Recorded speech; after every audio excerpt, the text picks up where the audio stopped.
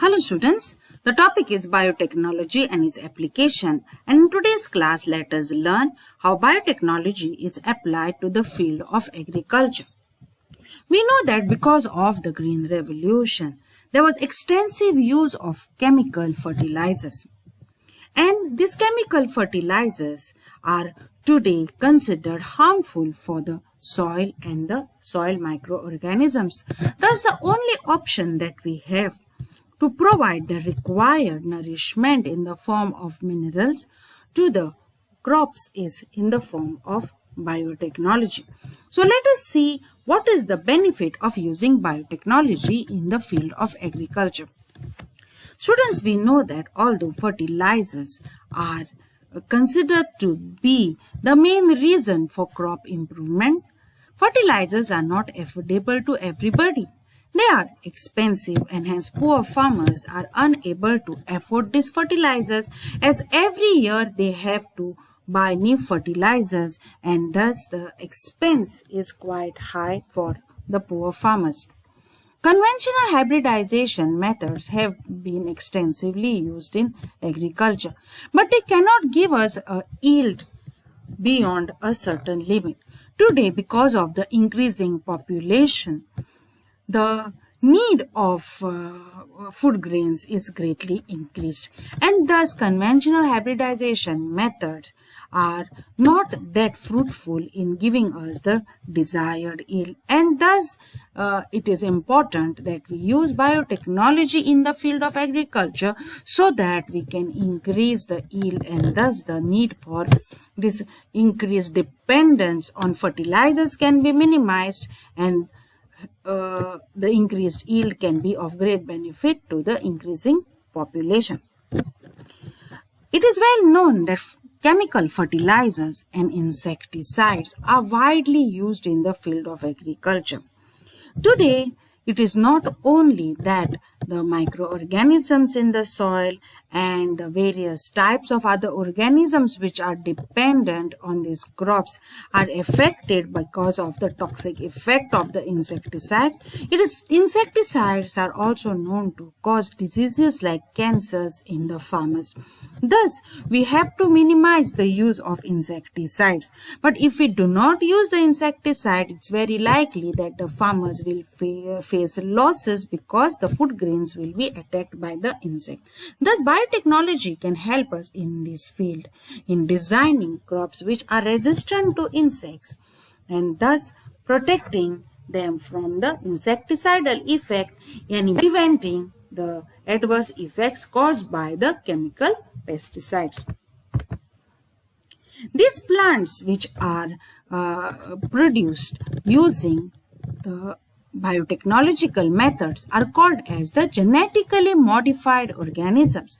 Plants, bacteria, fungi, animals, all these whose genes have been modified using recombinant DNA technology are called as the genetically modified organisms, or in short they are called as the GMOs.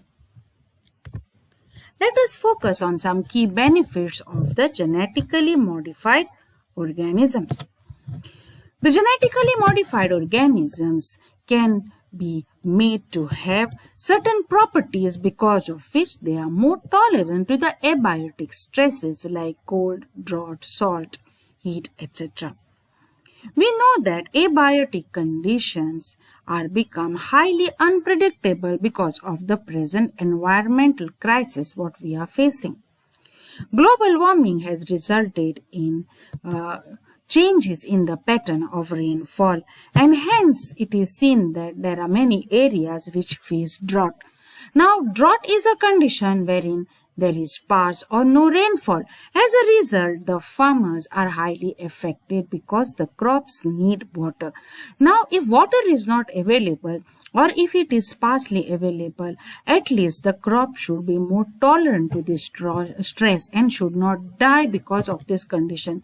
So scientists have designed genetically modified crops which are now more tolerant to such type of climatic conditions. They can withstand such climatic conditions and don't die under these adverse effects of abiotic factors, and therefore are more reliable and therefore can be used by farmers to even if the climatic conditions are not favorable. We've already discussed about the extra reliance on chemical fertilizers, because of which the soil quality is getting deteriorated. Thus, we can have biofertilizers which are harmless, which are produced from various types of microorganisms, which give the same type of yield as what a chemical fertilizer would provide, and thus is a best alternative in place of chemical fertilizers. Next point is to reduce the post-harvest losses. We know that many times the fields are infested by insects, and that is the reason for loss of harvest. But another reason for losses to the farmers is because even after the crop is harvested, they are attacked by mice, by maggots, by insects, and this also deteriorates the quality of the product. Now, if we have food grains which are naturally resistant to all such types of insects, definitely the farmers will not face the losses which they usually face when the after harvestation the food grains are attacked by various types of insects and pests. Increase efficiency of mineral usage. The plants can be designed in such a way that they can absorb the maximum amount of minerals which are present in the soil.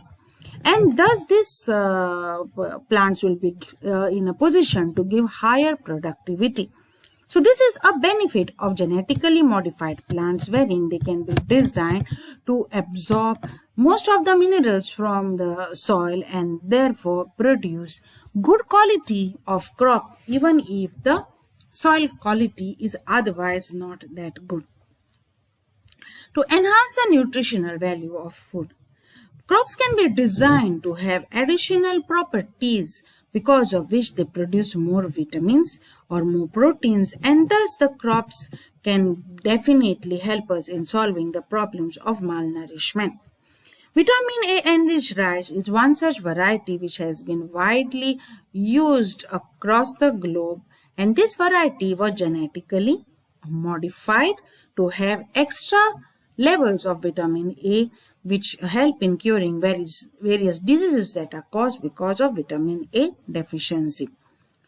We also need to provide alternatives to industries, because industries use a large number of food grains which are actually meant to feed the population. Thus, if we can generate alternatives which have the same qualities but which can be used in the industries. For example, rice is used for extracting starch.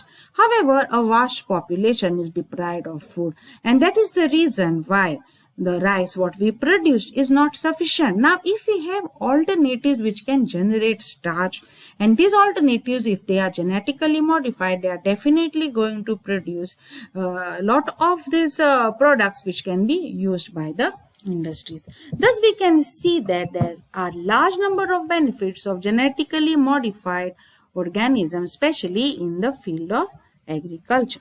Thank you, students.